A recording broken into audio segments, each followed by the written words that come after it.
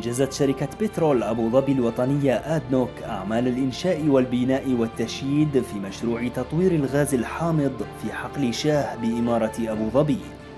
بدأت في عمليات التشغيل التجريبي الأولية للمشروع خلال نوفمبر الماضي، ويعد هذا المشروع من المشاريع العملاقة التي تنفذها الشركة، حيث عملت آدنوك مع الشريك الاستراتيجي على إنجاز المشروع وفق الجدول الزمني المعد سلفاً.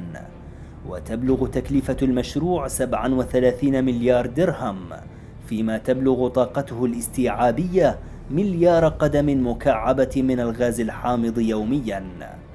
وتلبي آدنوك من خلال هذا المشروع احتياجات السوق المحلي من النفط والغاز، وذلك لمواكبة التطورات الاقتصادية التي تشهدها إمارة أبو ظبي بشكل خاص ودولة الإمارات بشكل عام.